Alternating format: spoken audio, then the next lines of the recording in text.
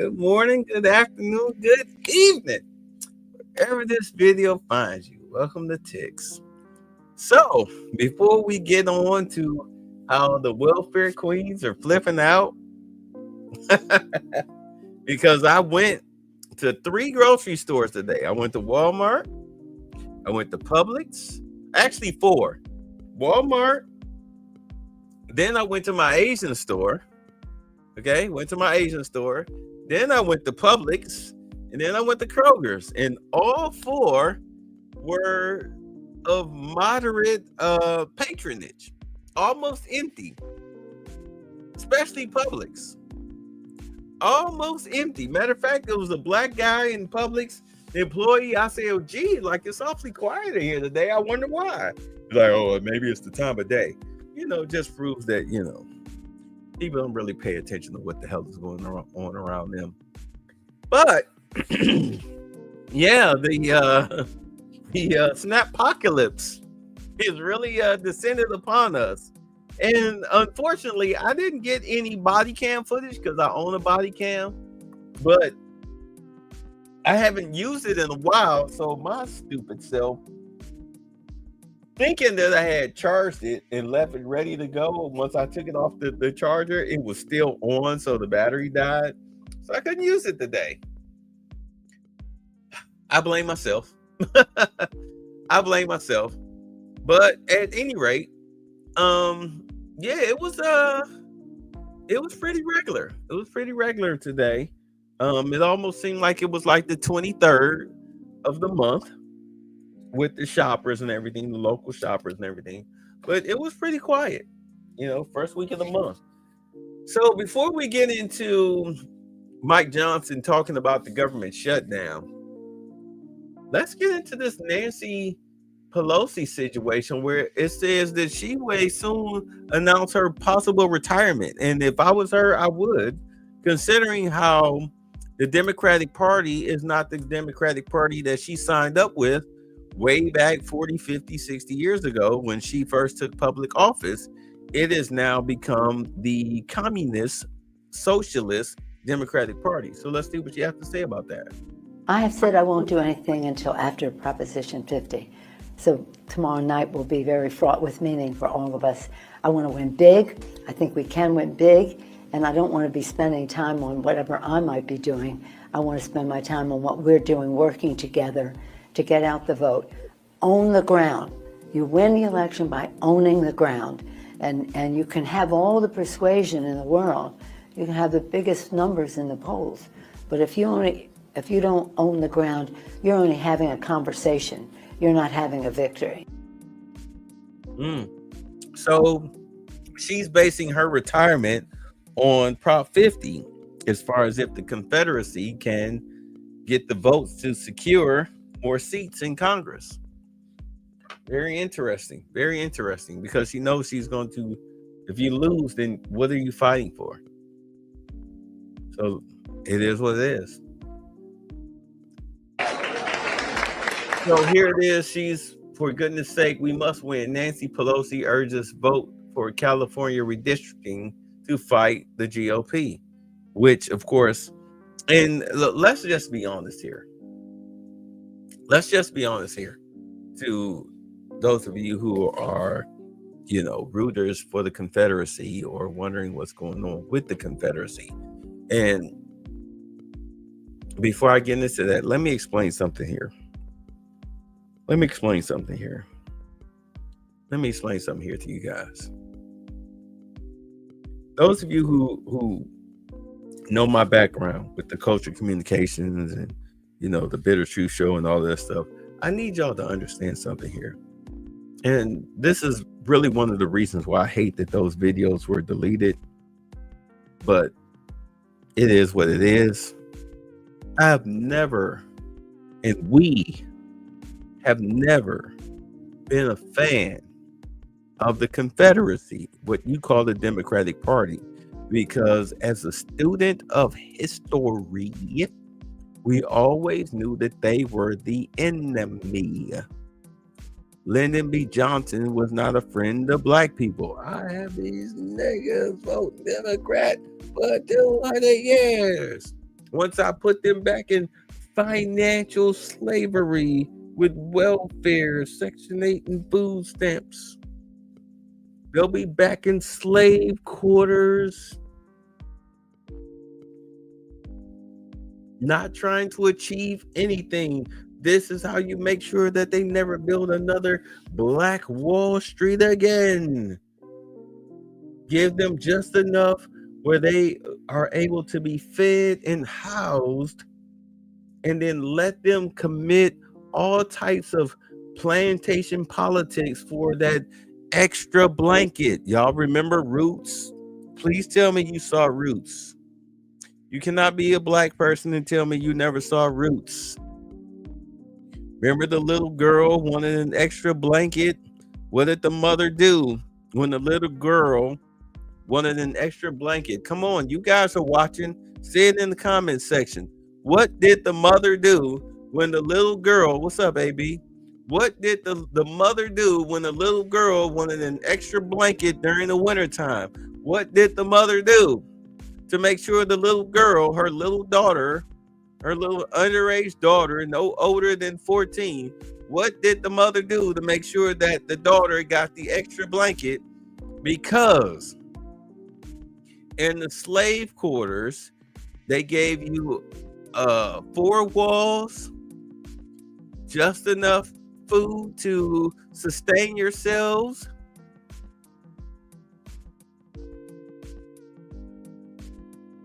and some electricity and a little heat. What did the mother do to ensure that the little girl got another blanket to keep herself warm? Come on. Yeah, I see y'all dropped all of a sudden because y'all don't want to answer that question, or maybe you don't remember. Well, let me refresh your memory. You know, since y'all so pro-black,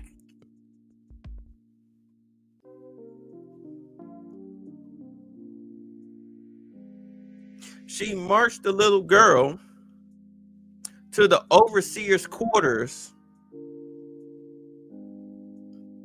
Overseer opened the door. Yes, my daughter needs an extra blanket.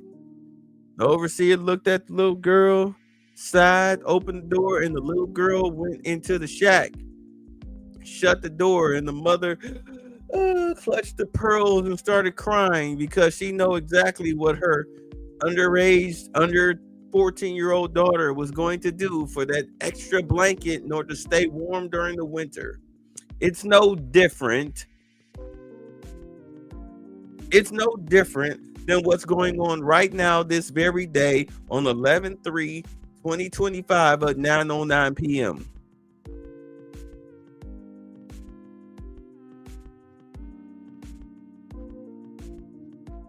Black females have been trading sexual favors for trinkets for decades, hundreds of years.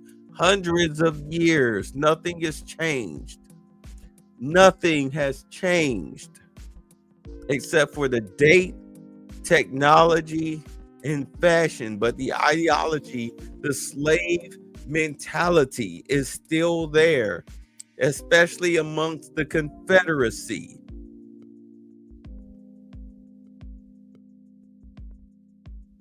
You're still a Confederate slave.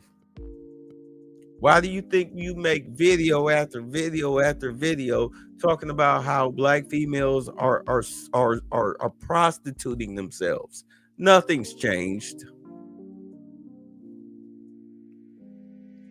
What do you think is going on right now? What have a lot of black males who have been talking about the stamp apocalypse, what do you think they've been saying about $40? And personally, I don't blame them. If this is the lifestyle that you want to live, then fine. We will cater to your strong, independent black queenness.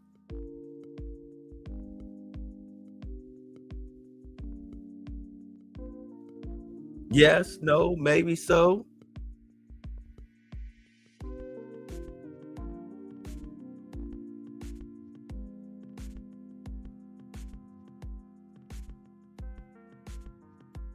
This is the rut you're in. This is what you put yourself in because you chose the Confederacy over sustainability.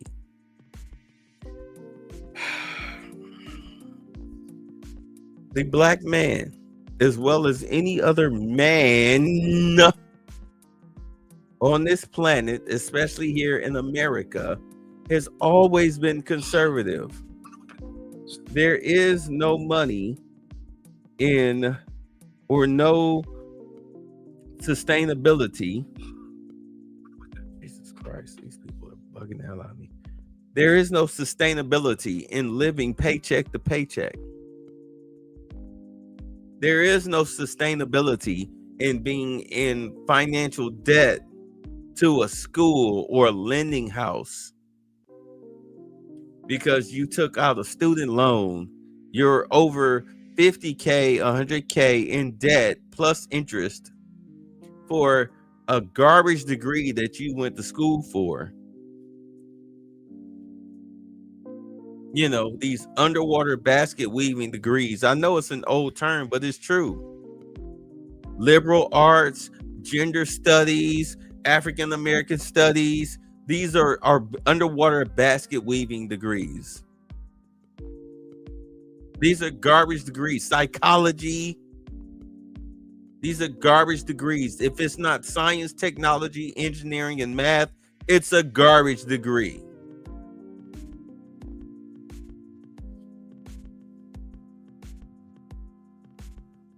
Prove me wrong.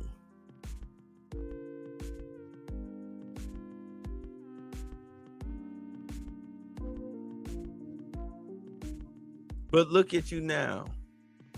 Here you are on November 3rd crying about not having food stamps.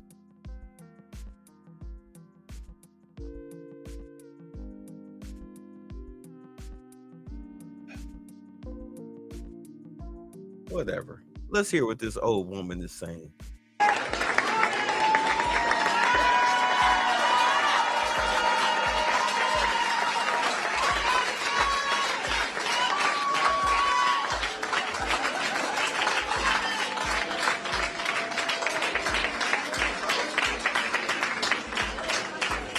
Good morning, everyone. Good morning. It's great to see you all again. We've been having breakfast here at the IBEW Local 6 Hall more times than we've had breakfast together at home with our families. Thank you, thank you, thank you for what we're doing. Your hard work has taken us to the decision. We have made a decision. We're going to win, and we're going to win big. Pardon me now.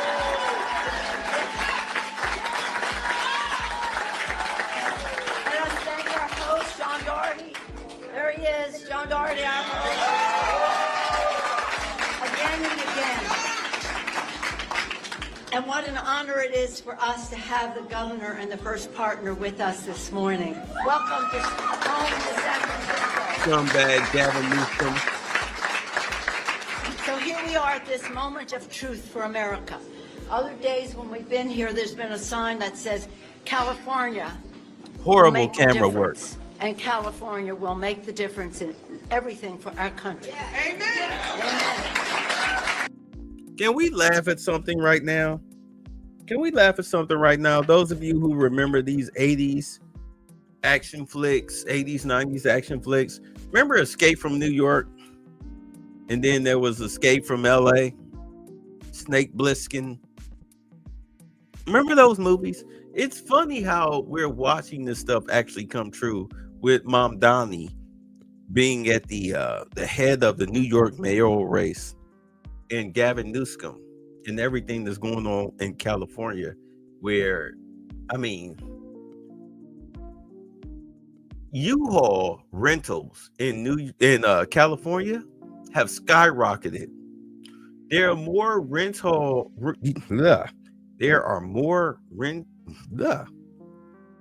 come on, get together, man. There are more U-Haul rentals exiting California than there are coming in, like the largest in the nation. They are at the very bottom of U-Haul rentals return to California. but at the very top of U-Haul rentals leaving California. New York is starting to follow suit. These places are becoming crap holes. Crap holes. They're becoming rest haven for criminals. Rest havens for criminals. I was going to say another word, 304s. But no, it's a rest haven for criminals. Both spots. This is why businesses are fleeing California and fleeing New York.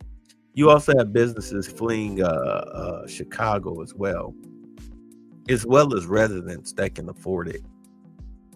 Matter of fact, there was something that came down the pike where Governor Greg Abbott of Texas is imposing 100% tariff of people moving from New York to Texas. I mean, personally, I think that's ridiculous. I don't know if that's 100% true. But personally, if I was fleeing California and New York, I would definitely go to Florida, where there's no snow. They did away with land tax. There's no such thing as squatters' rights. Okay. And the weather is beautiful all year round. Plus, you get to go to Disney World or Orlando theme parks. I mean, you got Miami Beach. I'd rather go to Florida. But I digress. For goodness sake, What's up, Detroit? For goodness sake, for people to have their health care and not to have the prices increase, and Medicaid for people to be pushed off to millions. You said, I'm so tired of Niagara's Confederate slaves who tell them Trump didn't cause the government shutdown because what Democrats did, but loves blaming on Trump to wanted government to be open. From last I heard, Trump is exploring the nuclear option in order to open the government. That's where you don't need 60 votes in the Senate in order to pass a resolution. But the word on the street is it went from them keeping the government shut down to after the foolish, ridiculous No Kings protest, which was mainly occupied by a bunch of old geezers who should have died off after the 60s. I mean, Jesus, if you watch those videos, you could smell the cat pee and the body odor through your screen. This is, and it's like, I really wanted to go down to the one we had here in Atlanta, but knowing my temperament, I probably would have hurt somebody, but I'm glad I didn't go. But at the same time, I probably wouldn't have hurt anybody because it was a bunch of old hippies, old, white, useless, scumbag hippies who are normally outside begging for change downtown. I probably would have felt pity for them because I definitely felt a little bit of pity from them watching the video. To now that they're waiting till after the elections come Wednesday to go ahead and vote to open the government, and it takes me back to what Thomas Jefferson said about the tree of liberty, how it must be watered with the blood of tyrants. And the Confederacy they are the tyrants. They're the modern day tyrants. And I understand that maybe he was literal, but in a figurative sense, it does need to be watered with the blood of today's tyrants, which is the Confederacy. Nancy Pelosi, Chuck Schumer, Timu Obama, which is Hakeem Jeffries. Who's the other loser? There's dating Rosario Dawson. I don't know why she decided to let that weak half a homo between her legs. Cory Booker. These are the Confederates that should be run out of office. Yeah, Cory Booker, yeah. They should be run out of office. These are the ones whose, blood should feed the tree of liberty, figuratively speaking. You need to remove these people from office. They are pathetic and a joke. And as we see the Confederacy, you say, I'm hearing Jasmine Crockett is losing polls. Well, she's a loser overall. If it wasn't for Act Blue, she wouldn't be in the position that she's in. But as you see the Confederacy finally starting to fold under the pressure of the Muslim Brotherhood and become a communist Sharia law party, let's be honest, that's what they're becoming. Say Detroit is having a new mayor of the election tomorrow. Yeah, they are now moving towards the Muslim Brotherhood. And if you think Donald Trump is going to sit there and let this country, because do understand, he's a true American. Whether you like him or not, that dude is truly for American principles.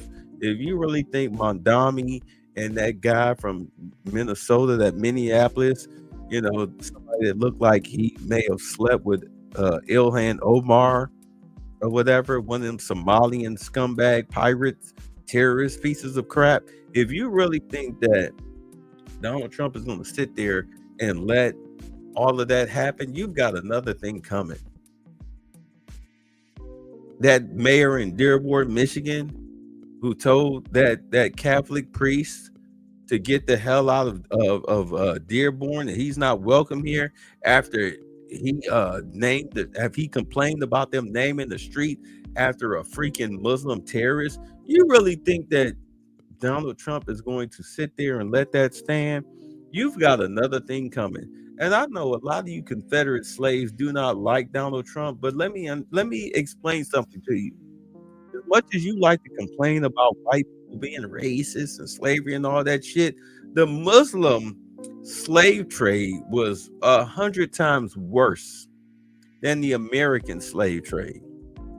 And if you think the Muslims, them Sharia law Muslims have your back, you are one dumb coon.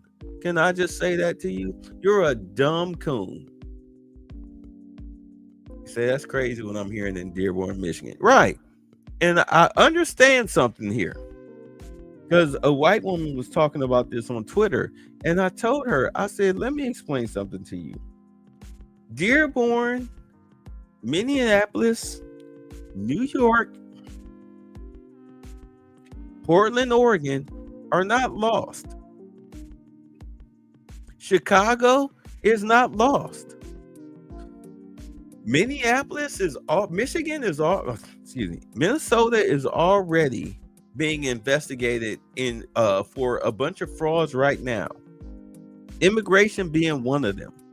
Ilhan Omar will be caught up in these frauds. There are several fraud investigations going on in Minneapolis, Minnesota. She'll be caught up in those and she will be deported, as will the little Muslim guy trying to run for mayor out there in Minneapolis.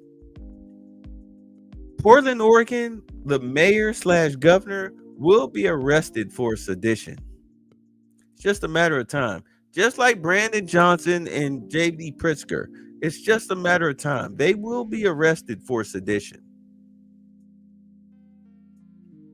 You understand? They will be arrested for sedition. It's just a matter of time. They're biding their time. There's already an investigation into Mamdani for taking money from foreign donators, which is illegal for you to be an American mayoral candidate. That's illegal. That's what got Eric Adams tripped up with the whole Turkey situation. Eric Adams decided to turn state's evidence and cooperate with ICE. Remember we did that interview when he was on Fox and Friends with Tom Homan, head of ICE. Yeah, he turned state's evidence. Yeah, I'll gladly point out where the illegals are hiding for immunity for my prosecution. You think Mondami is going to get the same deal? The guy who worshiped the Holy Land 5 and worships terrorists and everything? You really think he's going to get the same deal? No. California, they're already investigating the financial aid to the homeless scam. They've arrested 2 people already. The FBI have them in custody, and they are interrogating them. You think the money's not going to lead back to Karen Bass and Gavin Newsom especially? It's just a matter of time. The U.S. government works slow, but it does work. It's just a matter of time. We're not even a year into this presidency. We're 10 months into this presidency. You say now Mondami is version Democrat, version of Trump. Not even close. But don't worry. We got 3 years to go. We haven't even scratched the surface of what's coming down the pike. Letitia James she's facing 2 federal indictments, both criminal. As is Fani Willis. Yeah. You say, well, the 20th will be 11 months in. I'm going by the date. So on the 20th, we'll be 11 months in. But yeah, we're not even a year in. And so many things have come down the pike, it's ridiculous. You got Obama rooting for a white woman over a black female, you know, simply because of party affiliation, which tells you that it has nothing to do. The Confederacy is not about your skin color. It's all about power. Because if it was about skin color, then the black woman running for governor would be getting Obama support and the NAACP support. But it's not about that. It's not about skin color. It's about party affiliation. They just use your skin color as a shield. And you would think that as a black person, every 4 years, whenever it comes down to a presidential election, that the only time they talk to you, especially as a black man, is when there's like 2 weeks to go. And, you know, they offer you free weed and a finger up your rectum talking about a prostate exam. But, you know, you vote blue no matter who, because you're a Confederate slave. I take it back. Back when we had culture communications in the 90s and whatnot, we never sided with the Confederacy. We used to talk big cash money crap about the Clintons. Oh, yeah. I mean, we used to talk crap about the Bushes, too. But that doesn't mean that we gave the Clintons a pass. Hello? Ron Brown, anyone? The Branch Davidians, anyone? Who was the guy, the militia up in the mountains that they went up and they murdered dude's family? I forget their names. Yeah, Bernie Sanders. Yeah, big communist scumbag. Big communist scumbag.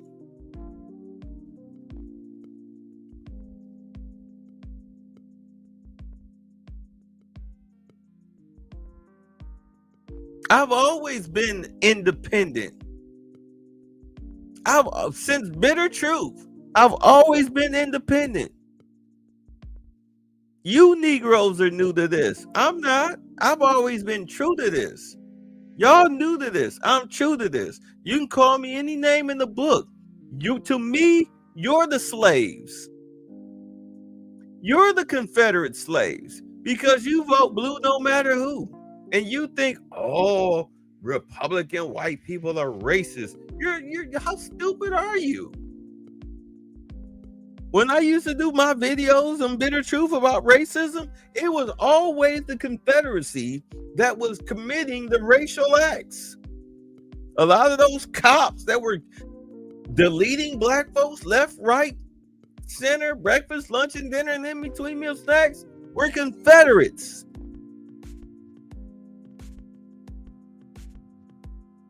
You just never paid attention to that. I did.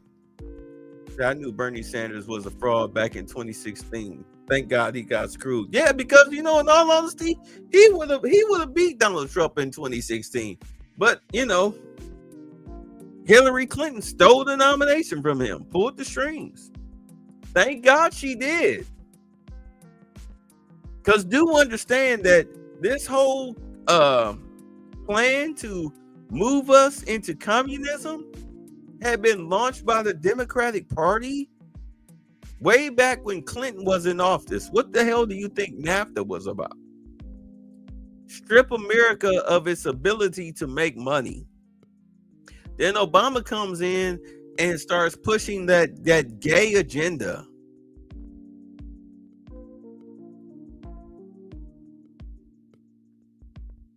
Of course, Hillary Clinton was supposed to do what Joe Biden was supposed to have done. She was supposed to have ushered in all of this mutilate children and whatnot. She was supposed to usher that in. It's just that who the hell knew? Who the hell thought that a TV celebrity and Donald Trump would win the presidency over her?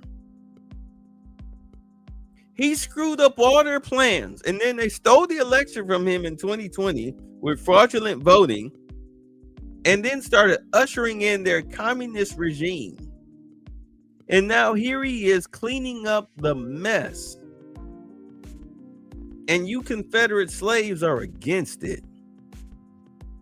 He racist. Yeah, like the bitch and the cracker who wrote the crime bills, who blocked black children from integrating into school systems and whatnot. Yeah, they're your heroes. He's saying, yet black people are going to give Bernie Sanders a pass because he friends and help MLK. Man, Bernie Sanders is one of these bleeding heart liberal white folks that that sit up here and make excuses for black criminality.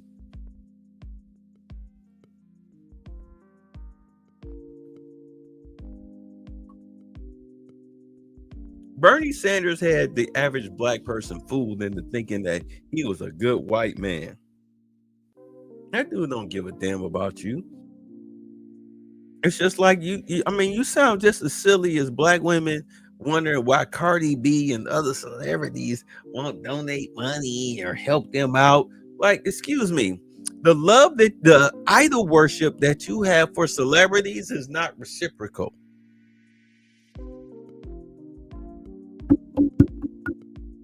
Hello?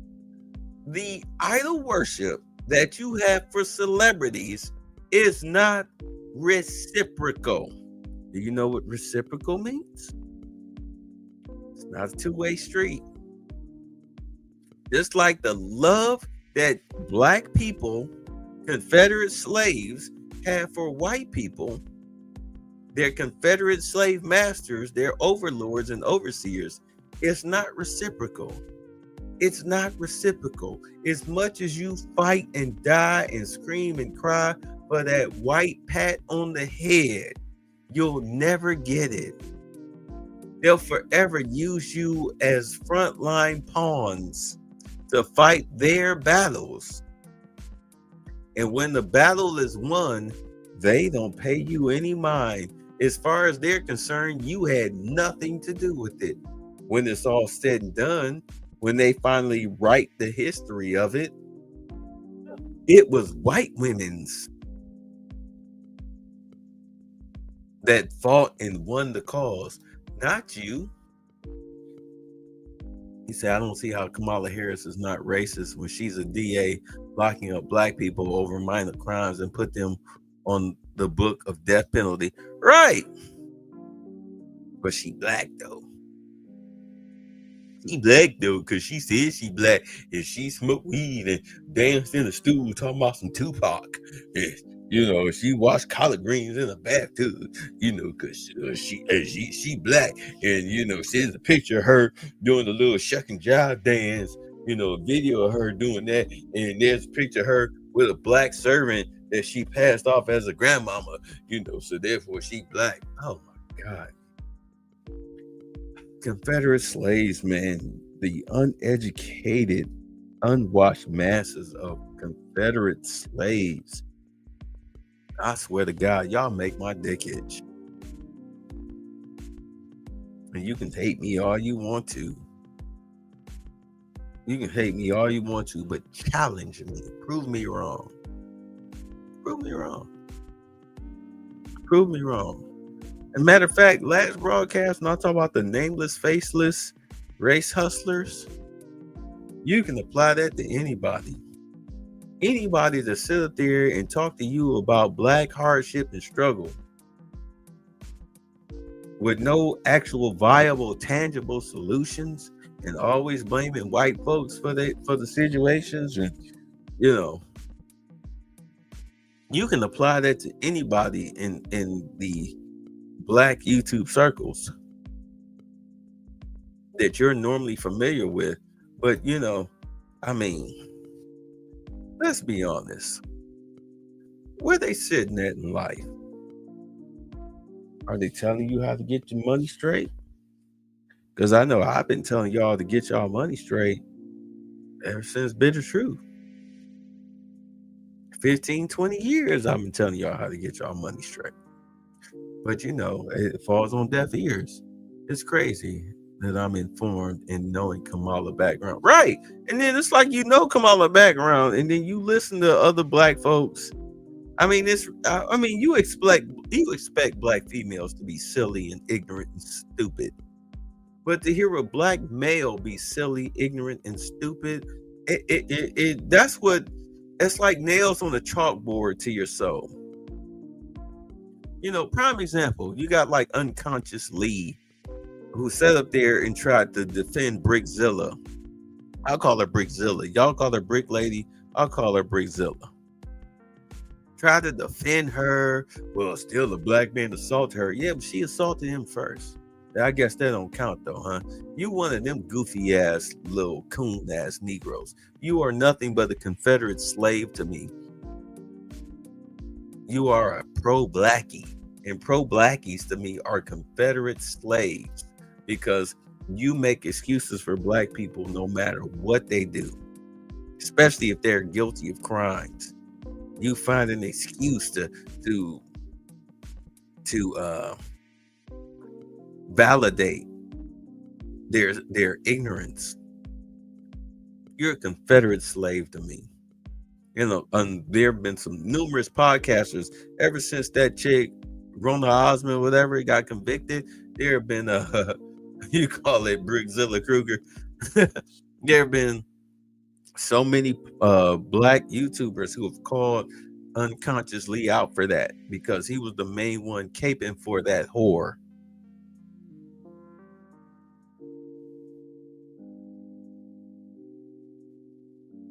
What type of soft-ass black man sticks up for a criminalistic, scamming black female like that? Type of black man does, especially in today's day and age. All that, manosphere talk about how much black women do this and do that, but yet you got this scamming, ass-kissing, POS black male sticking up for somebody that's a detriment to black society.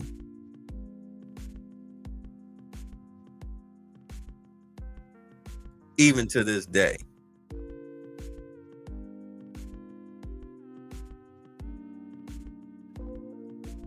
We have a serious problem within black society, is that we have too many soft-hearted pro-black simps. Too many soft-hearted, effeminized black males who fail to take responsibility for their actions.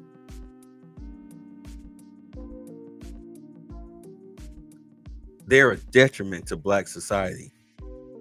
The tree of blackness needs to be watered with the blood of coons, figuratively speaking.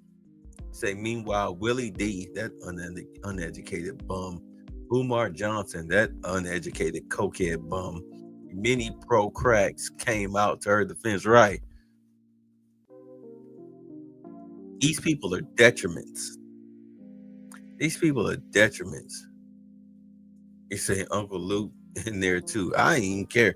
Oh, you know what? I don't even listen to these people's channels because I know they're losers. You know, you can put me in the same. I don't care, but I mean, prove me wrong.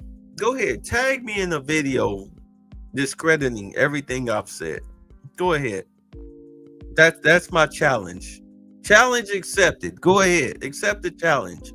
Prove me wrong in anything I've said. I guarantee you it will be filled with a bunch of Confederate slave talk.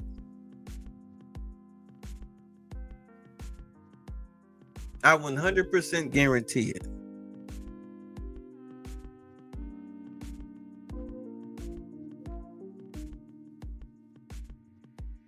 Let's get to it. Millions of people pushed off. And again, Medicare, $500 billion taken off. And why? To give a tax cut to the richest people in America. That's bullshit. First and foremost, a big, beautiful bill. Tax cuts, as far as it concerns the billionaires are the ones who create jobs for you slovenly, lazy Confederate slaves. Without the billionaires, you wouldn't have a job. That's why you up here having the stampocalypse. It's the billionaires that pay your salaries. They're the ones that sign your checks through an accountant, a corporate accountant. They're the ones that pay you. So, but the tax cuts are, if you create jobs, especially this certain amount of jobs, you get the tax cut. Especially if you are a foreign entity coming into America, you get the tax cut because you need to create jobs and hire American workers only. This is why that plant down here in Georgia with the South Koreans, this is why they got deported, because their paperwork was dirty. You need to hire either Americans or people who have the proper paperwork to work here in the United States legally. Or else, no job. No job for you. No job for you. No soup for you. No job for you. So yeah, billionaires get the tax cut. And you, as an American citizen, if you make under $200,000 a year, you don't have to pay federal income tax. As of January 1st.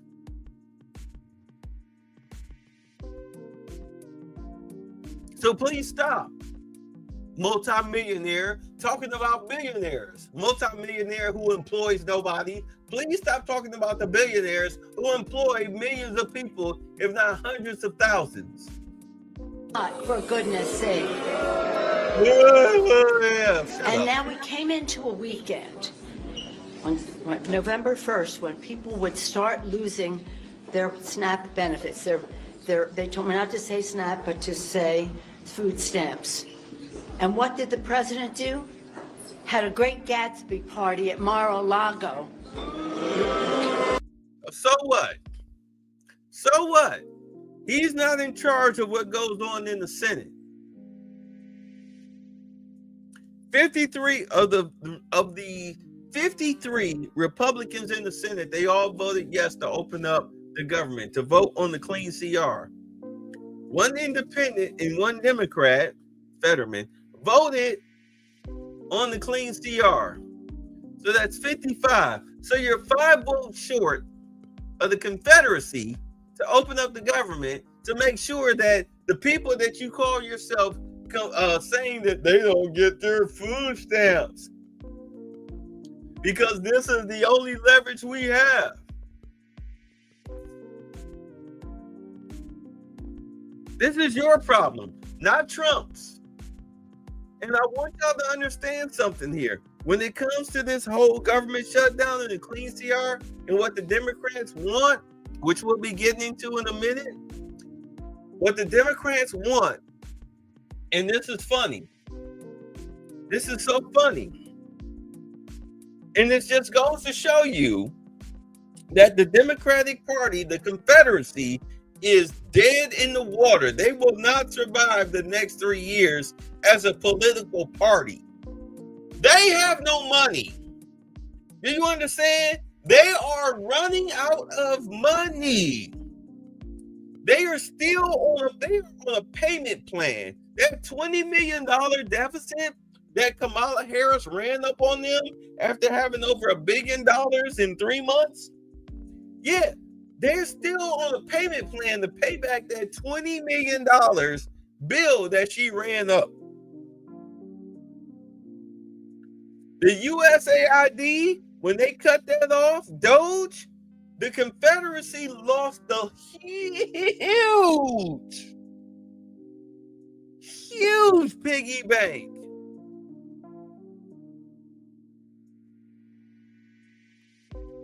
You understand? They lost a huge piggy bank. That whole Lindy Lee interview that she did with Sean Ryan, you have no idea how impactful that was, because she was one of their biggest campaign donation contributors. She was huge. You have no idea. That chick was number one in getting donations, campaign donations from billionaires that they complain about.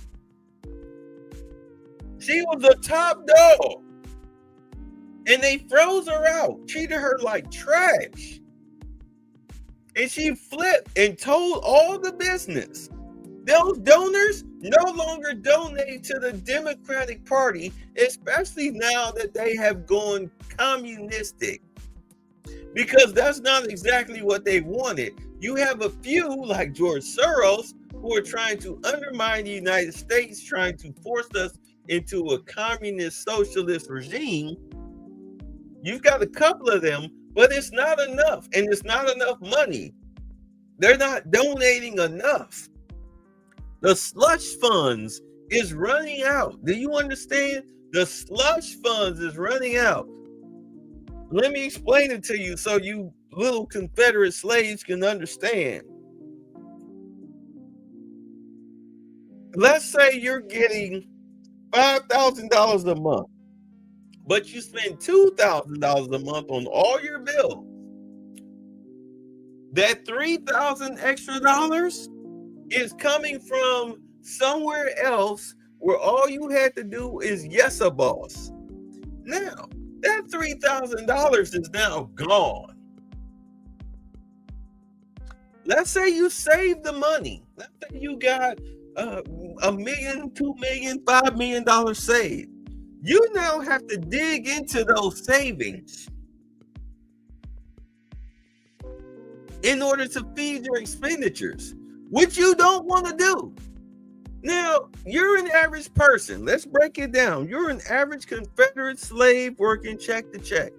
You got maybe $1,000 saved in your account. You get fired from whatever job you had, that second job or whatever little side hustle you have, you no longer have it. So now that extra income that you had, you now have to spend that extra income in order to match your expenditures, which means that the pile is getting smaller and smaller and smaller. Even though you have $10 million that should last you till 3 grandchildren, you still don't want to spend that money. You don't want to lose that money. Why do you think the average athlete goes broke at 3 years after leaving the league? Because their expenditures outweighs what's coming in. Once they retire, you can pretty much say that these Confederates have been retired.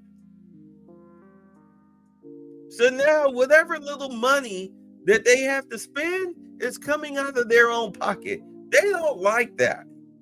Do you understand now? They don't like that. If you personally have to move $300 from your savings account to your checking account in order to pay something or pay for something, you don't like that, do you? No, because you just lost $300 in savings. No different than these Confederate politicians.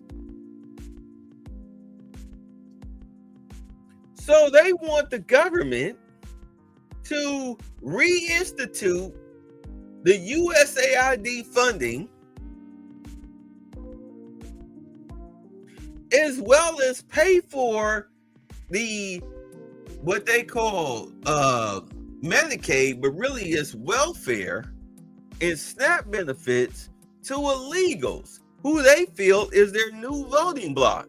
Because do understand, they got blown off. Kamala Harris got blown the fuck out in this previous presidential election. She got blown out. You take away California, good Lord, it was a clean sweep.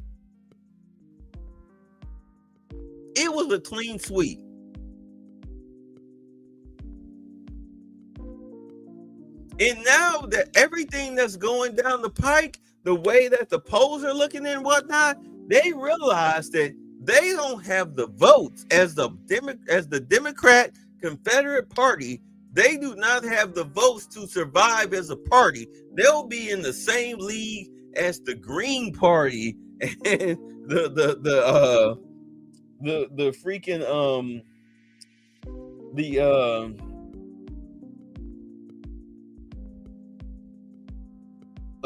damn, I'm trying to think of that one. He said, yup, battleground states don't even vote for Kamala. Exactly.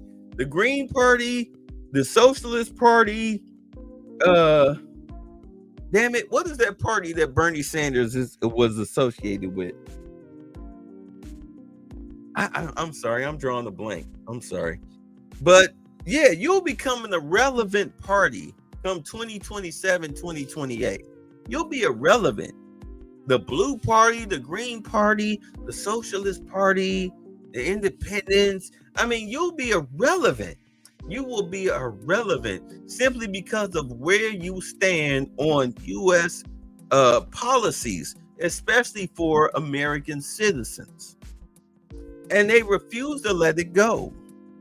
George Soros has got these Confederates thinking that the new way for the Confederate Party is communism/socialism. And that's a failed party. It's never going to work. You really think that Donald Trump / JD Vance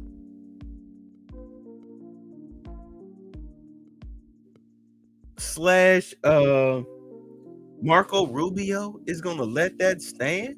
These guys are Americans through and through. Oh, they just white supremacists. Shut the fuck up. What are you?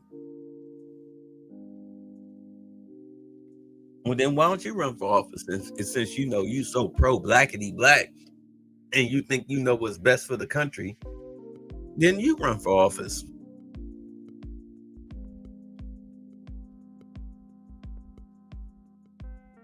Yeah, exactly. Shut up.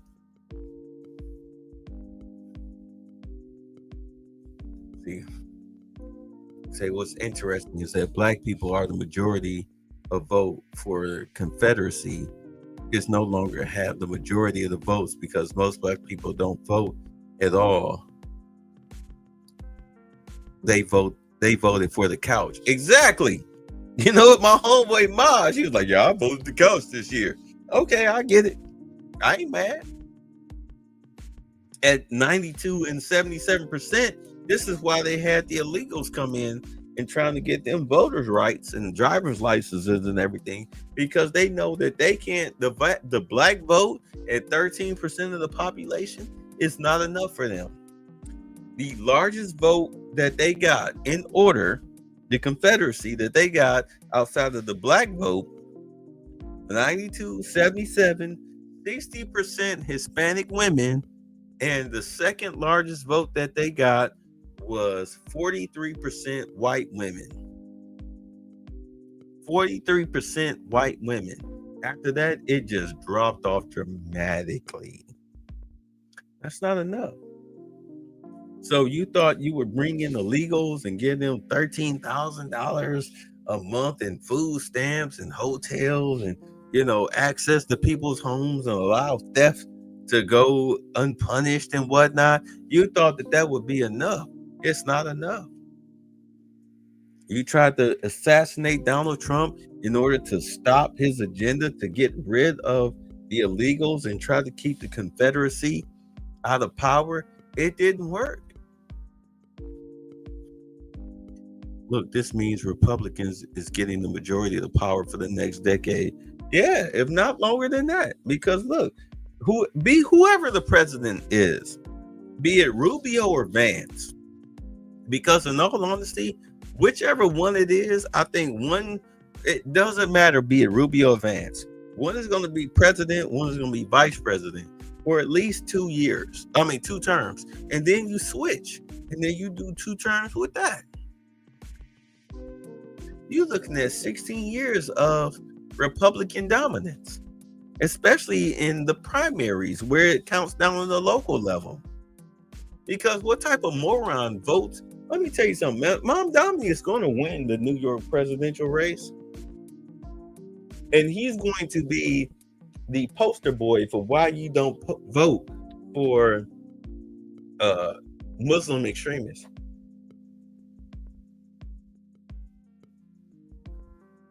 Watch. He's going to win. Come Wednesday, he's going to win. He's going to be New York mayor of New York. And in less than a year, he's going to be run out of office. But you're going to get a full and complete understanding as to why you don't vote Muslim extremists into office. It's wild. Just the simple fact that you're voting a Muslim extremist into office in New York after 9/11 in the first place. That's the last place you would think that a Muslim extremist would win a freaking seat in office in New York.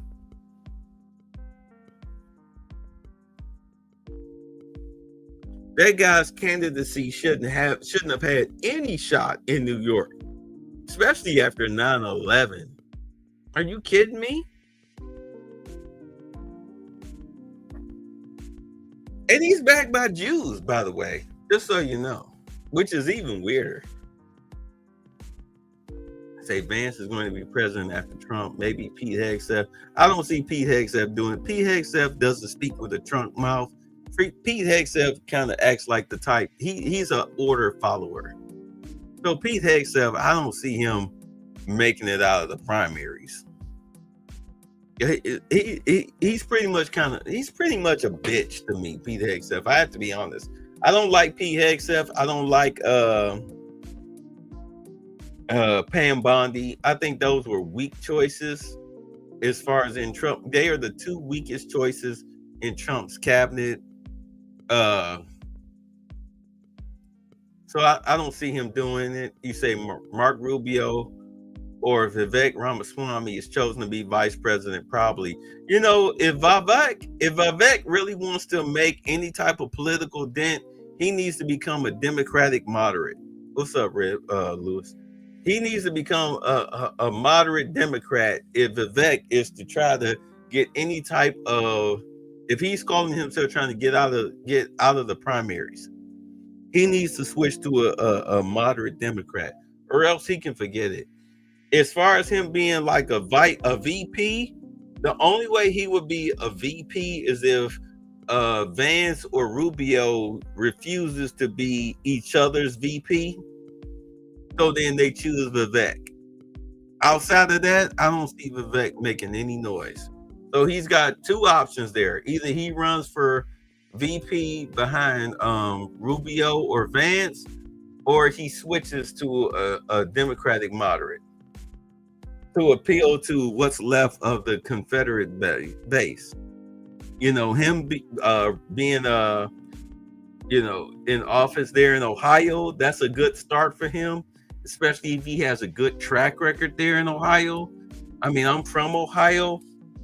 So, yeah, you say he's running for governor of Ohio, right? If he wins the governorship of Ohio and he does a good job of being Ohio's governor, then, sort of like the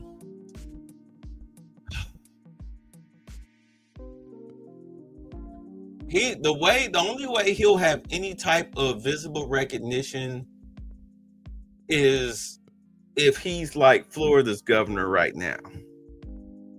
You have to get some things done. You have to pass some legislation that really helps Ohioans. Okay. If you don't pass legislation that helps Ohioans, especially Ohio is really farm territory, military and farm territory, but especially farming territory. If you don't get those rural Ohioans in your back pocket, then you can forget it. I mean, why do you think JD Vance is VP? Why do you think he's the current presidential nomination? He's because the Ohioans, he did a great job for Ohioans. He came from drug addicted parents. He came from trailer parks, slums, homelessness, sleeping in the back of cars.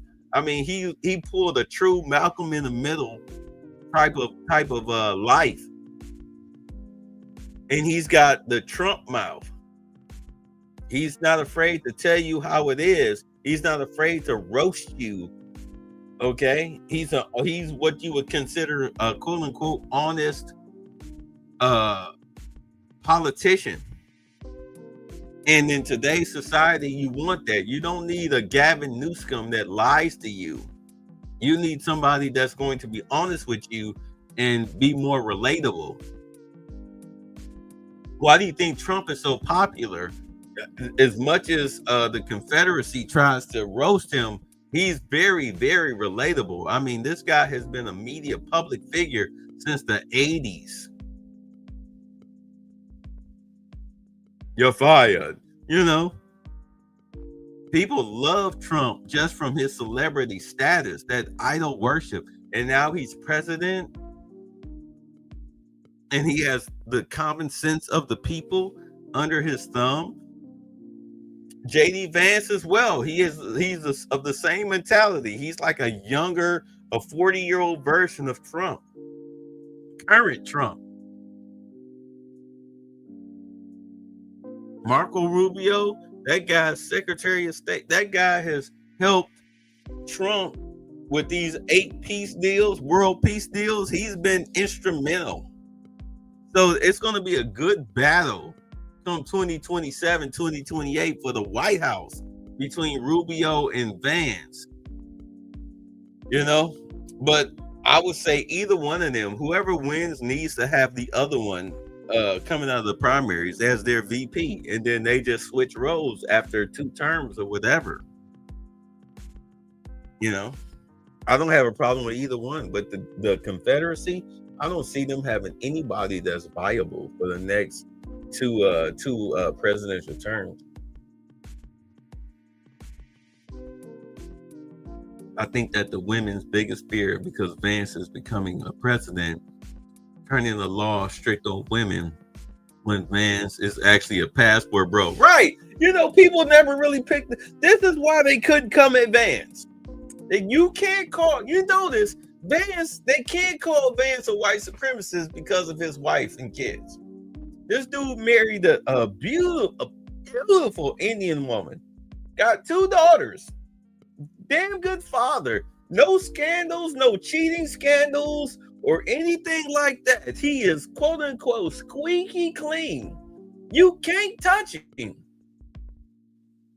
And what he's done as VP so far in the past, what? Almost 11 months? Speaking at Munich and whatnot, you can't touch him. As long as he stay the course, even if Trump passes away in 2027 or whatever, that dude has got a huge shot. You can't deny him. You have nothing on him. He's that clean. So how you gonna beat him? He's an excellent orator. You saw how he was in the debate with Tim Walz's little half a homo, lying, stolen valor self. He ate that dude alive. Even the moderators was trying to help Walz, and they failed. He was debating Walz and the moderators. He murdered them. How you gonna beat him? The only one that can upset him is himself, if not Marco Rubio. I can't wait. I can't wait. I'm sorry. I'm getting off track. Let's get to this. Nancy Pelosi and her trying to save the Confederacy. Instead of feeding the American people. My colleagues who are here, and Zoe will be introducing them, our colleagues who are here know that we passed a law that is the law that says even in time of government being shut down, the money is there to feed the people on SNAP. The money is there. And he says, well, I got to talk to my lawyers and all this stuff. No, the money is there. It's the law of the land. No, the money is there if you open up the government. But they're talking about the emergency funds, which is this is weird about the emergency funds. You would think that the U.S. would have trillions of dollars in emergency funds just sitting in the coffers. But because we were $36 trillion in debt, we don't have trillions of dollars in emergency fund for U.S. citizens. We only got millions, which is, according to the White House, is enough to fund SNAP for half of the month. Half of the month, which is not enough. But here's where I stand with right now with SNAP. If I was the federal government, you know what I would be doing? Everybody that gets over $1,000 of SNAP, I'm sending you a letter. Please reapply.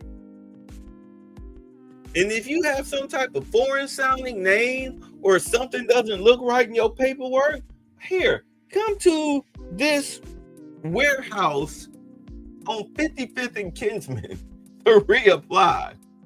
Because if you're an illegal immigrant, yeah, you're getting in the truck, buddy. We're getting you the hell up out of here. That's for everybody getting over $1,000 in SNAP benefits. Show up. Show up to this warehouse. Abir Abdul Makaka, come on, show up. We want you here. Angelo Martinez, show up. Because I remember in 2024 when the illegals were here and they were getting all the benefits, and one cashier said she scanned an illegal's EBT card and the receipt showed that she was getting $13,000 in SNAP benefits. Are you kidding me? Are you kidding me? Get the fuck out of my country. And there was a one woman who worked for SNAP. She was saying how they cut off thousands of people's SNAPs and hundreds of people were being arrested for EBT fraud. Because you know it's an underground network. We as black people know this. We know it's an underground network with SNAP. You know, food stands for, you know, hair, braids, and weaves and nails and all of this stuff and formula. We all know the scam. You kidding me? We've all participated in the scam. EBT fraud, we all participate in it. That's why I say they really need to cap it. They should cap it. You should get no more than, and I think $1,000 is too much. But it should be no more than $1,000 in EBT assistance. In all honesty, if I was to truly tell my true feelings, there shouldn't even be any you shouldn't be getting anything on an EBT card. You should be getting food deliveries through Amazon or UPS or whatever. They should deliver boxes and bags of food to you every month. Here you go. That way there's no crab legs and lobster tails and steaks and shrimp, and you ain't getting none of that. Not a lick of that. You get store brand items, because the purpose of it is not so you can live high on the hog. The purpose of it is so you can survive enough to where you strive to be a better person and get up off your ass and do something for yourself. Now, if you are disabled or elderly, then yeah, maybe we might put some, here's some prime rib. Here's some prime rib in here. We'll treat you. But outside of that, no. You should not be able to. I mean, they already cut off you being able to get fast food and junk food off of Snap, because that's ridiculous. You know, there's a lot of Snap users are fat, overweight.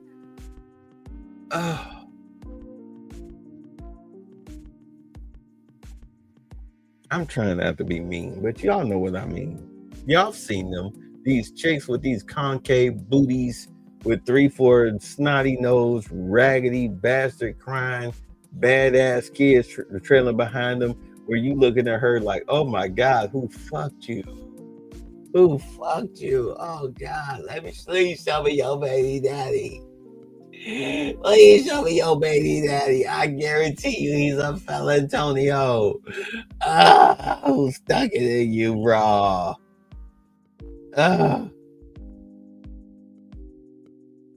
Yeah, you should get boxes of food delivered to your house. There's no way in hell you should be at a goddamn Kroger or Walmart with a cart full of Hostess, Twinkies, and all of that crap. Talking about some food stamps. No.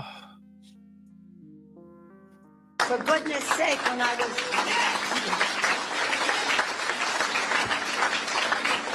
hungry, you fed me. I'll just close by saying this. Our governor has been such a champion for our democracy. I'll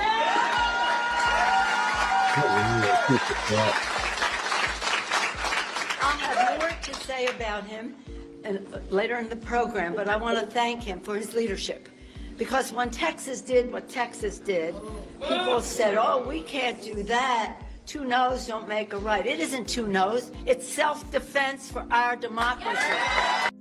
What she's talking about is when Texas redrew the maps and kicked Jasmine Crockett and that caveman-looking Negro up out of Congress come 2026. Al Green, yeah, they got rid of her, him, and a few other people. Because do understand, Texas is a Republican state. Only Houston is the blue city, but you can forget that the rest of the map, no. So it should be redrawn and redistricted to a Republican area. So California called themselves trying to redistrict it to a more blue situation. But it's not going to be enough because a few other states have redistricted themselves or redrawn their maps to where they're Republican, to where it looks like that the Confederacy is losing at least 10 seats off rip. There were three pillars to all of this, some of whom are all represented here. One is that we had to have agreement among the Democrats, California Democrats in the Congress, under the leadership of Zoe Lofgren and Peter Aguilar, but Zoe really was the virtuoso who made this happen. So more on Zoe in a moment, but when the governor said, we can do this, but what about the House Democrats from California? Zoe made it happen. Next, the state legislature, the Speaker and the Senate Pro Tem passed it overwhelmingly in the legislature. And then the third pillar, in terms of messaging. Look at how shaky she is. I'm not even going to continue with her because it's just a bunch of garbage.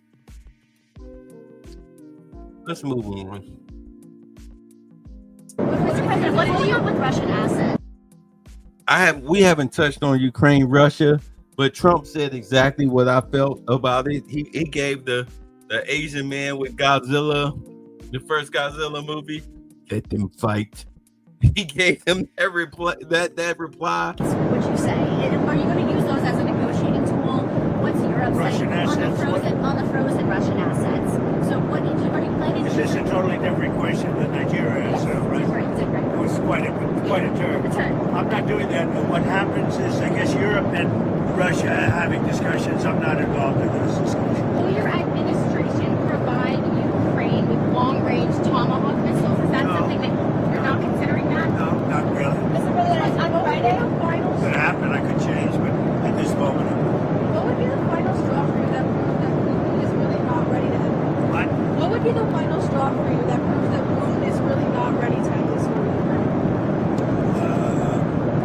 There's no final straw. Sometimes you have to let it find out. And they're fighting it out. And it's been a tough war for Putin. He's lost a lot of soldiers, maybe 1 million. That's a lot of soldiers. And it's been tough for Ukraine. It's been tough for both. Sometimes you have to let it, just get bought out. We have, I've settled 8 wars. I thought that one would be easier than some of the ones we settled. And by the way, we got 3 hostages back. The hostages were so sad. We're talking about dead bodies, which people call hostages, but I don't know what you'd call them. I spoke to the parents. We got Nutra, from New York and from the United States. And I spoke to his parents, and they're thrilled in one sense, but in another sense, obviously, it's not too great. Pretty much what Trump is saying, let them fight. In Detroit, post the link. They say Cynthia G. Green Goblin face crashing out over Snap. She's probably on Snap. I mean, when your baby daddy got 4 or 5 other kids to take care of while driving a box truck, I mean, and you're not making any money off of YouTube because they destroyed your channel thanks to a white chick who got tired of you being a racist towards black men. I can feel it. And yes, the Confederacy is dead. The South will not rise again. The South will not rise again. That's the Confederacy that y'all call the Democrats. They will not rise again. Please post that link. But yeah, I think Trump is tired of what's going on with Russia and Ukraine. They're like, you know what? Y'all fight it out. And when y'all are ready to come and sit down at the table and talk, call me. Because I've worked out the deal with Putin. I brought it to Zelensky. Me and the world leaders, the UN, we sat down with Zelensky. Y'all remember that? And all Zelensky had to do was sign the paperwork. But him and Putin had to get together and sign the paperwork. But because they hate each other so much that they don't want to get together and sign the paperwork, so Putin is trying to put pressure on Zelensky to come in and sign the paperwork. But Zelensky refuses to capitulate, costing his people thousands of dead bodies a week. He don't give a shit. Then fuck it. Call me when y'all ready. I ain't even been in office a year. I got 3 more years to go. Call me when y'all ready to make a deal. Because when Russia messes around and nukes your ass, when they get tired of playing with you and they fucking nuke you, I guarantee you'll be on the phone, and I'm going to tell you right now, hit the Cash App, hit the Cash App, hit the Cash App, my brother, hit the Cash App. Because I'm not giving you anything. And you'll probably be dead. And then we'll just work it out with Russia on dividing up the materials and minerals from Ukraine. Because Zelensky, you are the mark in the whole situation. You don't have the cards. You're the weakling in the situation. The second greatest army in this world is Russia. We're not fighting them for you. So either you make the deal or we'll sit back and let Russia do what they do to you. And me and Putin will go ahead and finalize our deal. And whoever replaces you, Zelensky, they'll sign the deal because they don't want to wind up like you. They want to be the hero that saved Ukraine, and we'll call it a day. So it's whatever, my brother. That's the way that Trump is looking at it. The complaint is 73 pages long. We haven't had time to digest it. Get this. That was the guys who, the young guys who tried to do the terrorist plot in Minnesota. We'll skip that because we're running out of time. You say here, okay, here I go. All right. All right, hold on. Let me go to my YouTube page. All right, because I actually want to see this because I hate Cynthia G with a passion, and I wish she would.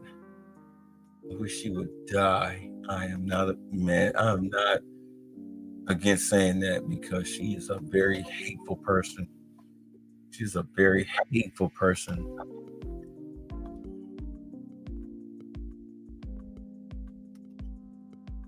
What's up, ABM? I see you done snuck in here. All right, what's this here you got here? Black men are happy that children won't get snapped. It's not that we're not happy that children won't get snapped. It's not that we don't hate that black children won't get snapped. It's just that for all the posturing and bullshit and black men ain't shit and bullet bags, all that BS that you have been talking since 2018 is finally the chickens have come home to roost. So you a strong, independent black queen. But the second the government stops funding your strong, independent black queenness, now suddenly you crashing out talking about you gonna steal from grocery stores and whatnot. I fucking dare you. I really do. Look, Lewis, you called me. We talked today, and we talked about the body cam. Unfortunately, my body cam, I had it on power on, which was my mistake. I charged it, I unplugged it, and by the time I was ready to go, it was out of power. So I had to recharge it. I wish I would have took it with me. But I'm definitely, what's tomorrow? Tuesday? I don't have nothing to do Tuesday. I was talking about going Thanksgiving shopping this early. I was like, you know what? You're right. I'll wait a week. But tomorrow, because I don't have anything planned, I'm going to take this body cam and go to Walmart. I'm going to go to my Asian grocery store. I'm going to go to Publix, and I'm going to go to Kroger. And I'm going to show y'all just how empty those stores are and how full of material those shelves are. And how nobody, as much as them freaking Confederate slave mammies was talking about how they was going to do some stealing, I'm going to show you just how much they ain't doing no stealing, because ain't nobody stupid enough to spend the holidays in jail under the Trump presidency over some goddamn noodles and scrimps and all of that stuff. I don't want to see it's a horror show. All right, so let's go. So here's Speaker Mike Johnson leads the press briefing on the government shutdown, which is the main event of this post. Let's go.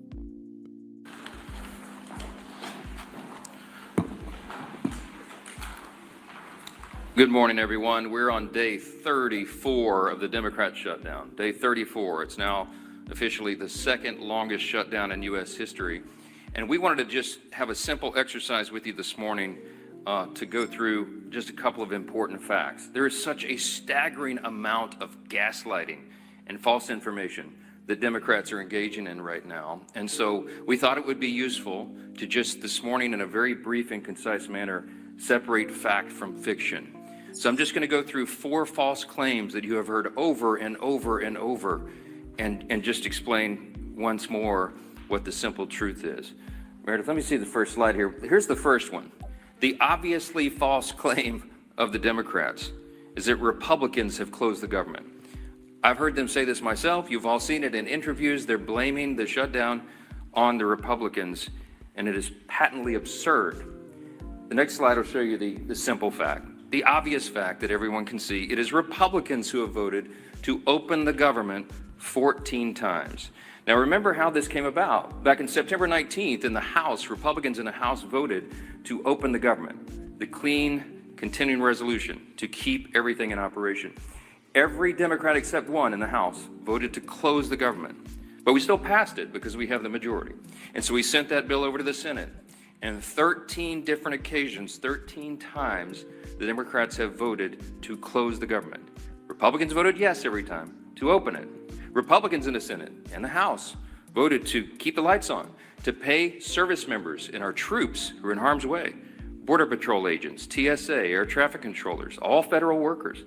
They voted to ensure that women, infants, and children nutrition programs continue and that SNAP benefits continue to go to the American families who are in need. But by contrast, the Democrats have voted no every single time. And what is outrageous to us is that they have gone onto the Senate floor.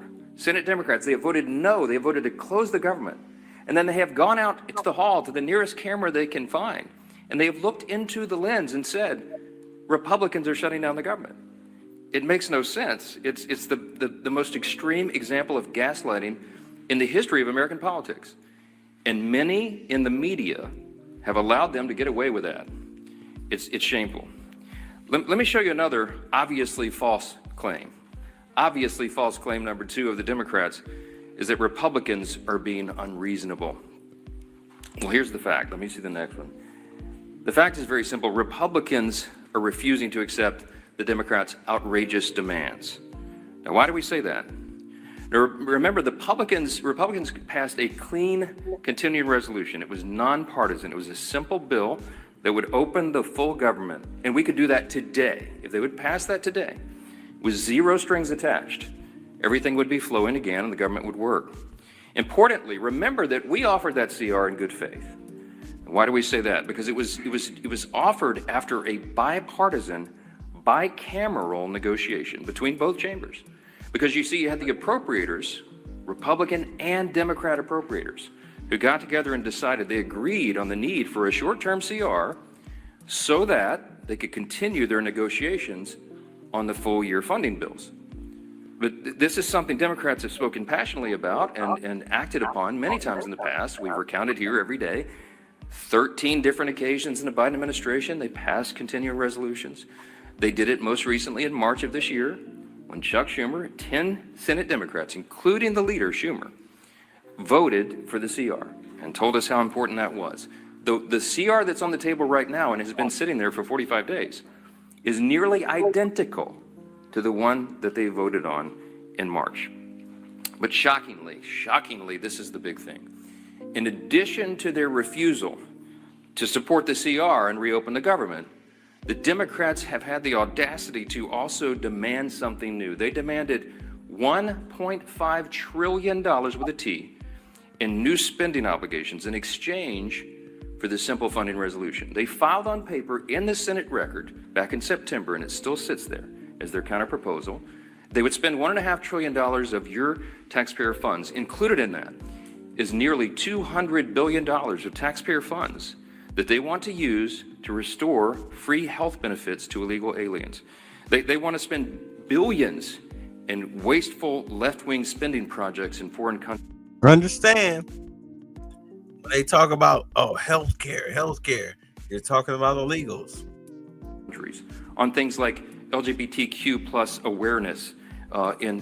Keep in mind, what he's about to say now, I'll back it up. What he's about to say now is Democrat slush funds in order to fund their political party.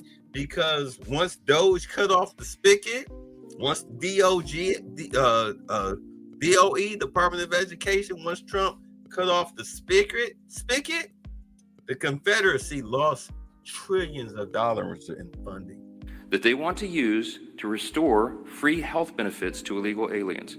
They want to spend billions in wasteful left-wing spending projects in foreign countries on things like LGBTQ plus awareness in the Horn of Africa, all sorts of things. I could give you a long list, and we've said it here before.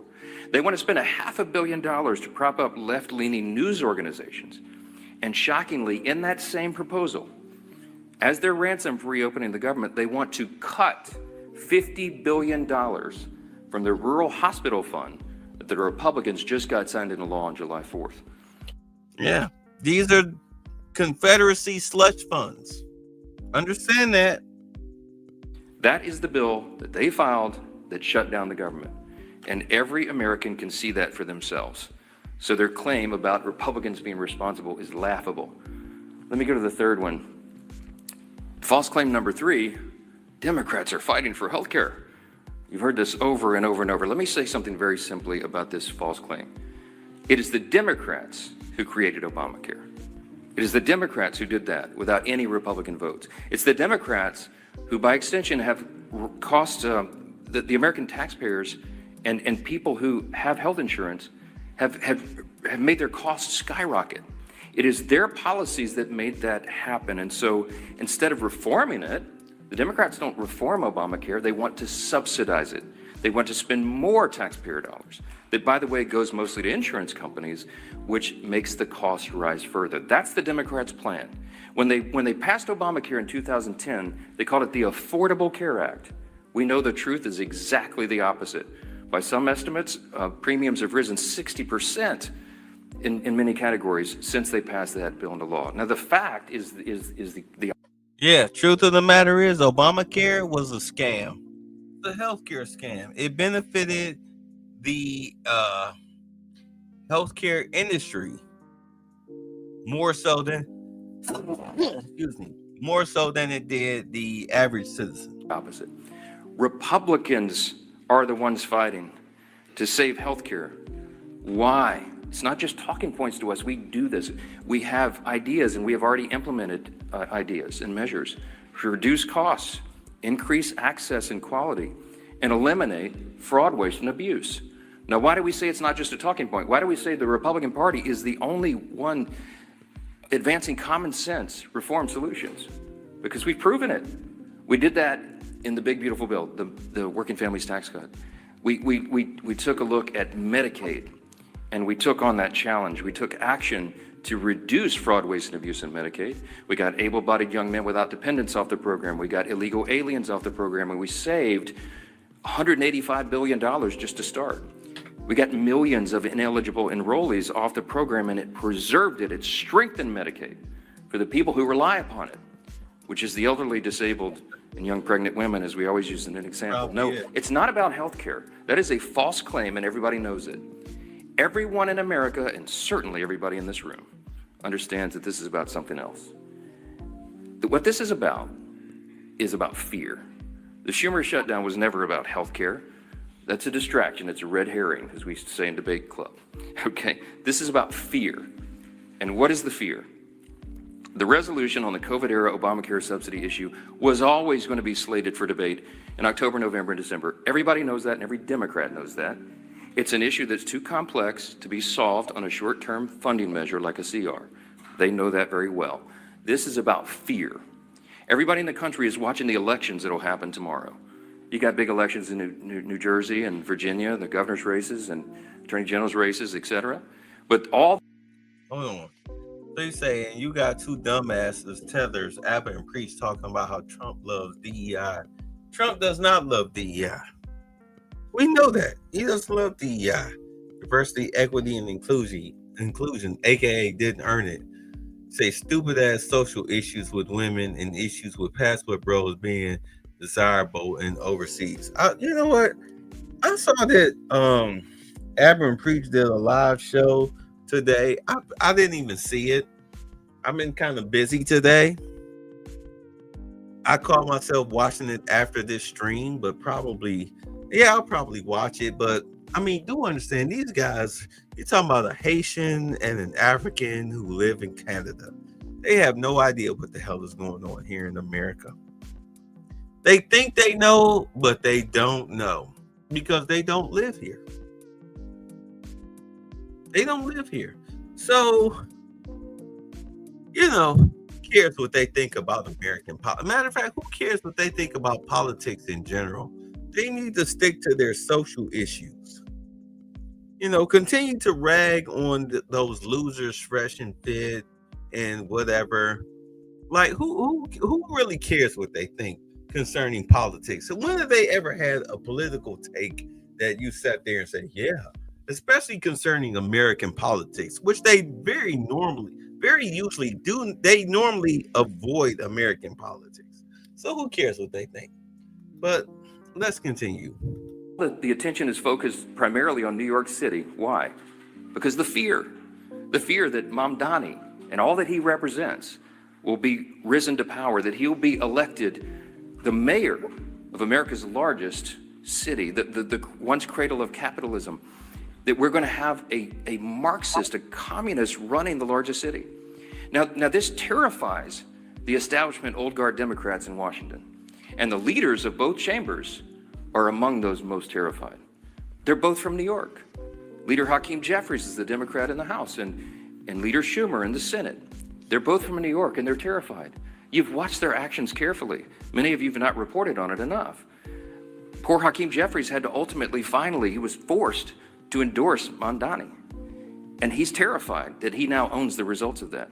Chuck Schumer's been dancing around the issue, but he knows he's darned if he does, darned if he doesn't. They're both terrified, and so that is the fear. This is a fact, and you should print it this way. The Schumer and Jeffries and their colleagues fear political retribution from the far-left activists in their party more than they fear the consequences of keeping the government closed for weeks on end. Yeah, I mean, let's be honest.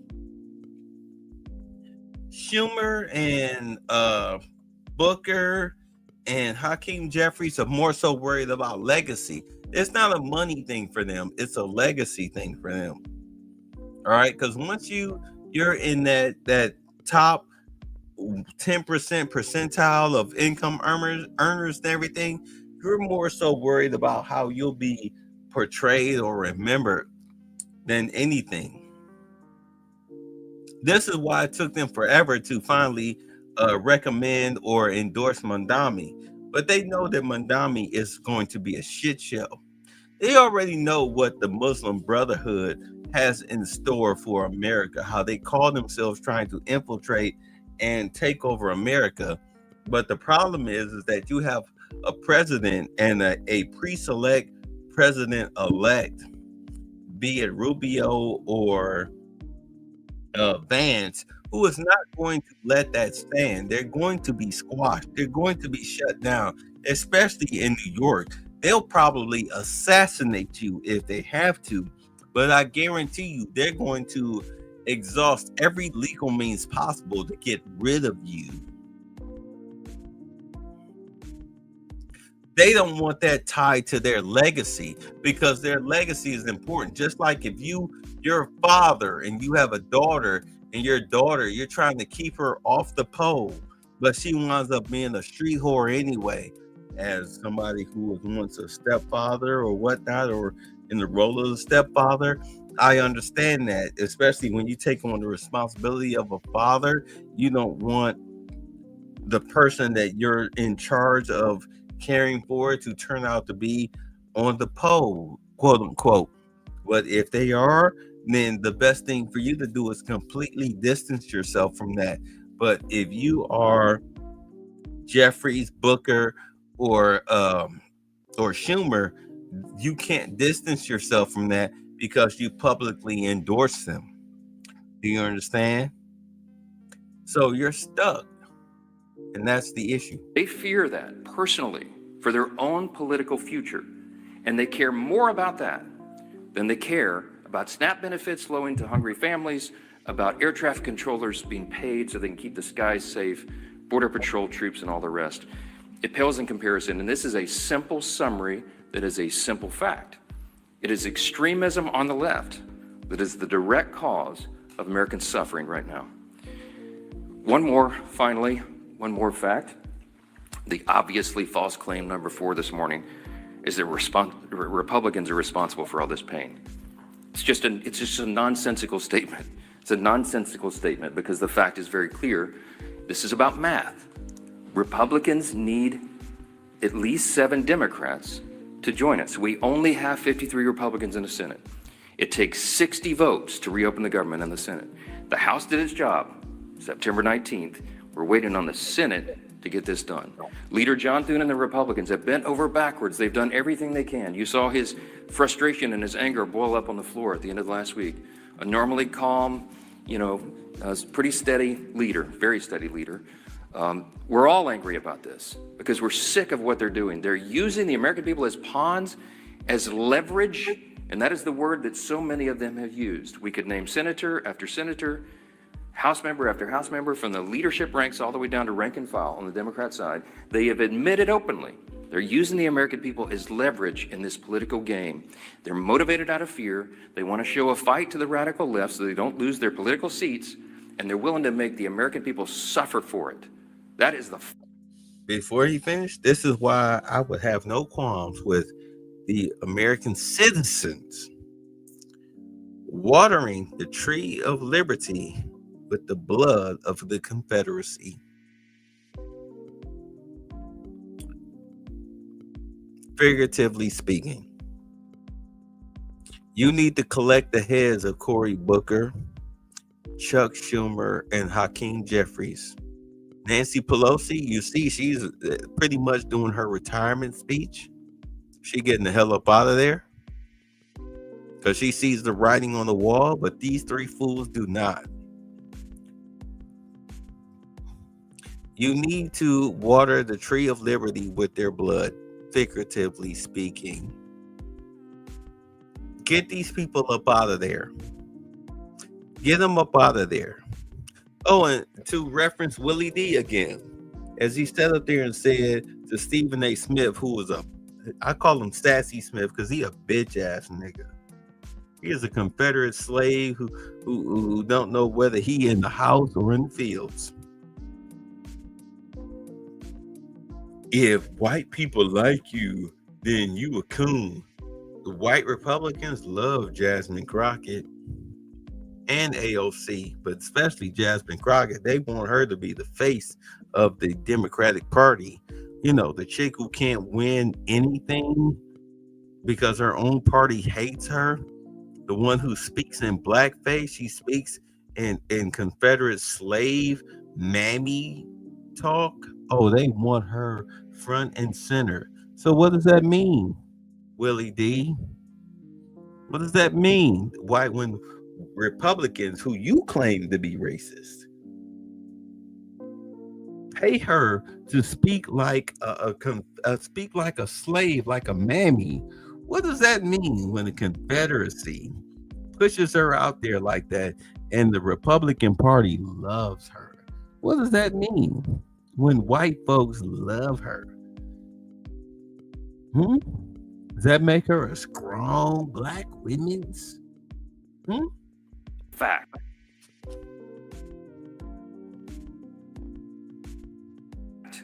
This is about math. Republicans have to have at least 7 Democrats. We need 5 more. 5 more moderate, centrist, common sense people who care more about the constituents they serve and the country that they supposedly serve than their own political futures and the retribution they'll receive from the Marxist, Mandami, communist left in the party if they do the right thing here. I wish these weren't the facts. I take no pleasure in telling you this.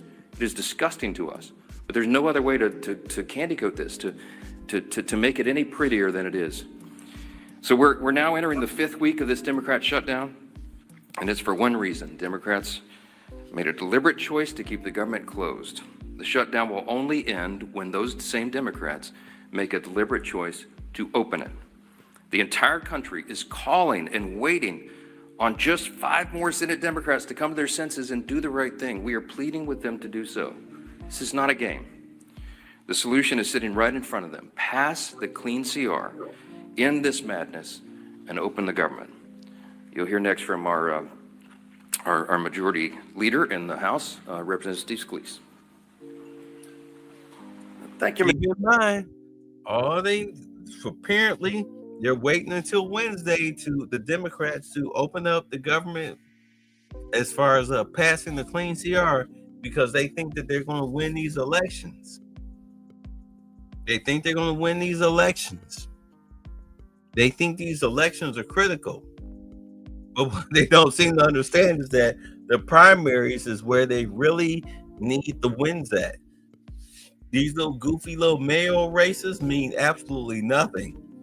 You need seats in Congress and the Senate in order to actually have any type of real power.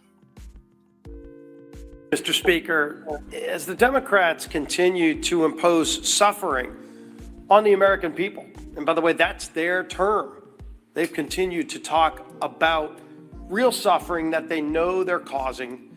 Again, they say to get leverage over what they still can't articulate.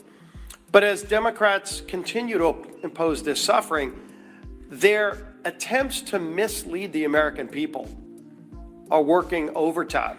The Speaker laid out a number of those statements that Democrats have made over and over again to try to mislead the American people. And it doesn't just end there. Over the weekend, Chuck Schumer tweeted out, quote, "Republicans have done everything in their power to raise your health care costs and kill SNAP for millions of hungry Americans." Now, Chuck Schumer knows good and well what he said there is not only misleading, it's patently false. I tried to give it Pinocchio awards, but I don't want to associate the character Pinocchio with Chuck Schumer in that statement. Let's start with the first half of what he said there. Raising healthcare costs. Who is the party that's done that? The healthcare law of the land, and not sure if Chuck Schumer's been updated on the law, but Obamacare is the law of the land in healthcare. And we can all go look at the votes going back the last 10 years. It's been partisan votes all the way through for Obamacare. They called it, as the Speaker said, they named it the Affordable Care Act. It's been anything but.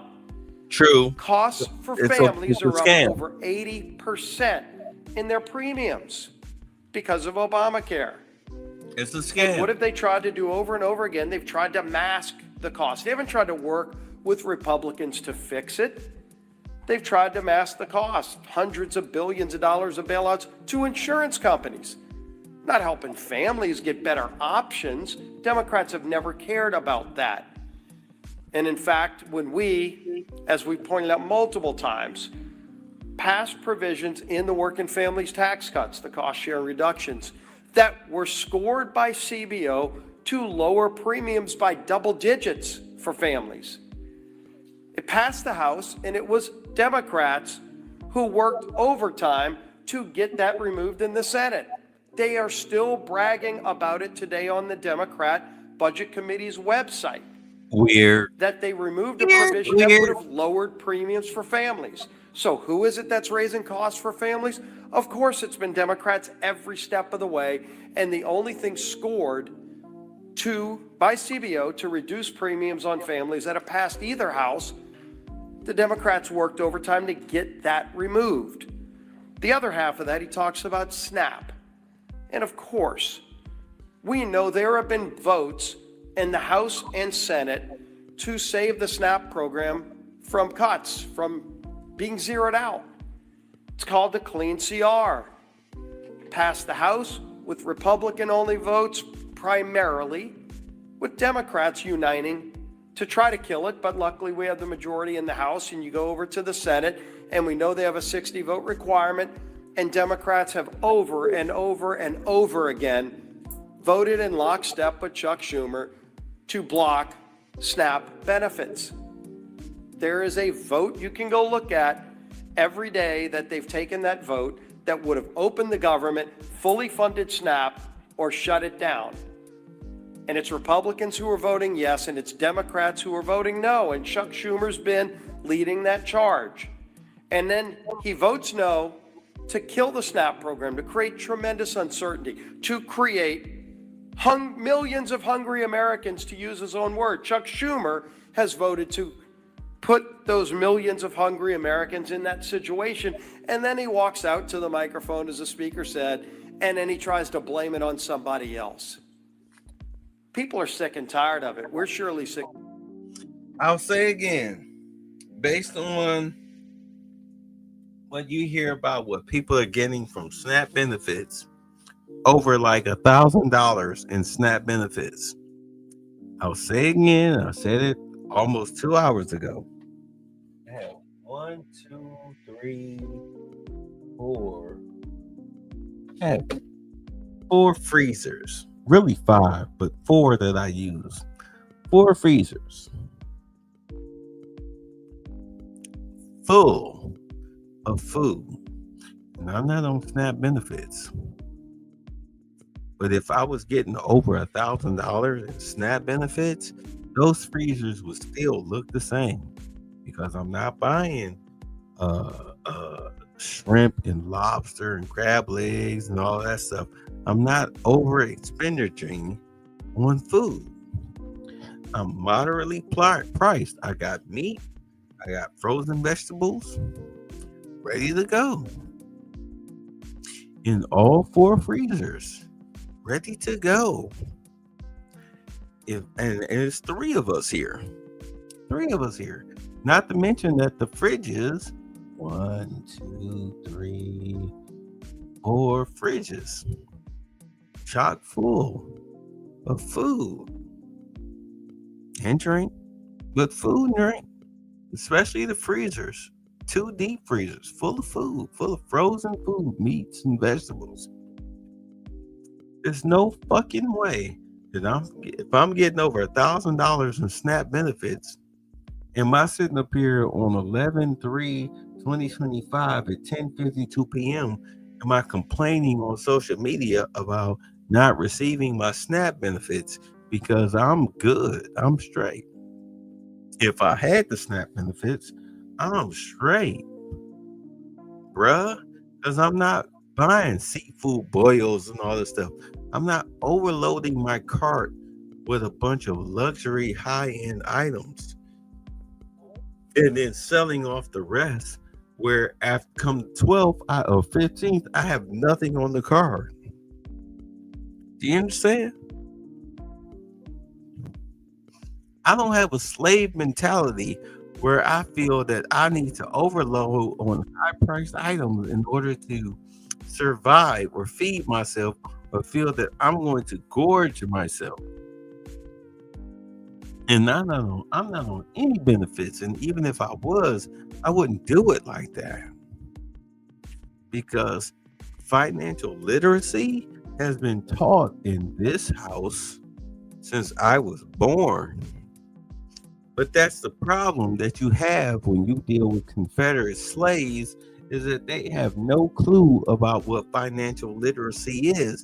That is the purpose of welfare, food stamps, Section 8, is that you have a bunch of financially illiterate people who are solely reliant on the government, aka the slave master, to feed, house, and clothe them.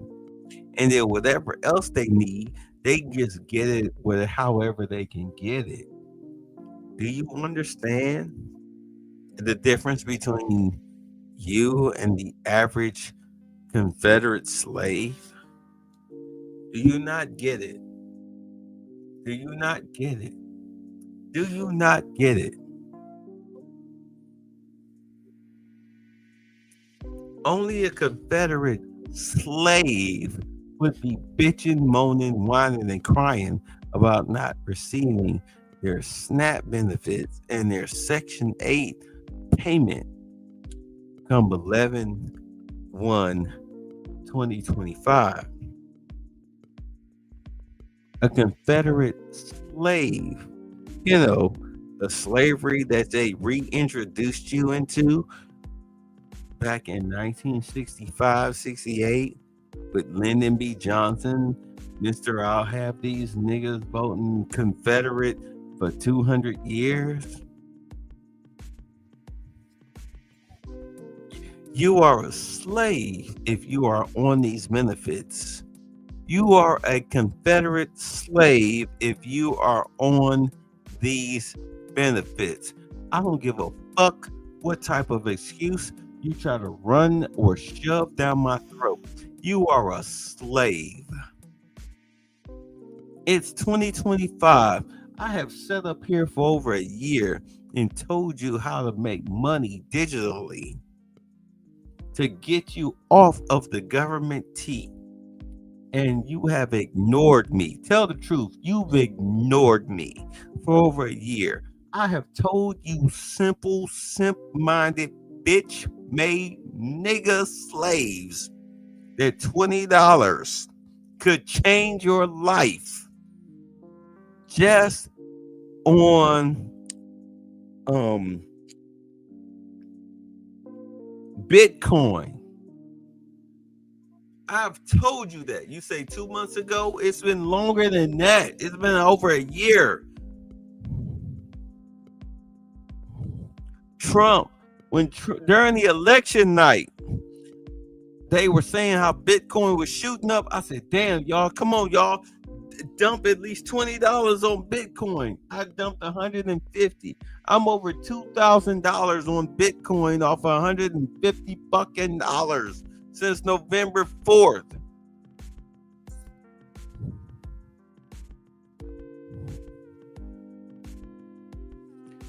I don't want to hear your excuses. Why do you think I don't give a fuck about you and don't give you a dime? You ruined yourself. You didn't have $20 in your account to at least save yourself. Oh, you saw it until 2 months ago, until 2026. Okay, you fine. All right, I get you. Yeah, but I know. I'm sorry. We're not friends. If I give you financial advice and you don't take it, how the fuck are we friends? My friends listen to me just like I listen to my friends.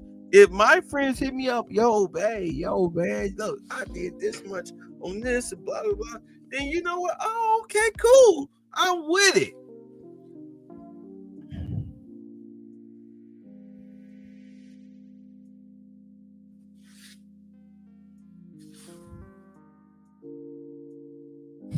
How do I tell you that and you ignore me and expect me to be your friend?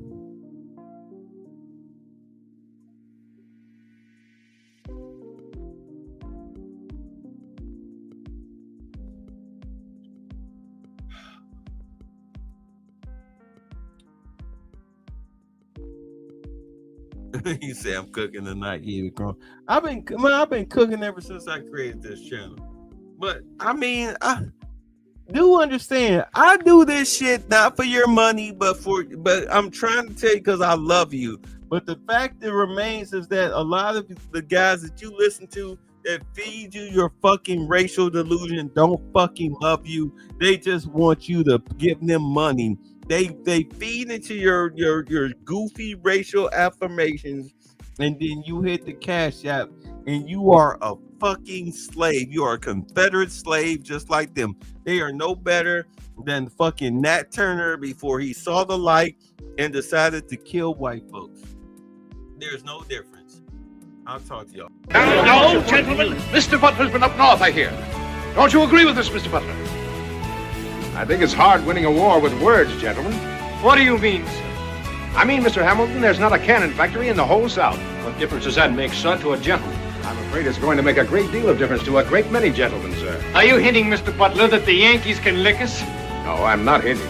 I'm saying very plainly that the Yankees are better equipped than we. They've got factories, shipyards, coal mines, and a fleet to bottle up our harbors and starve us to death. All we've got is cotton and slaves and arrogance. That's treachery! All right, bye. Thanks for the fun. Get the fuck out!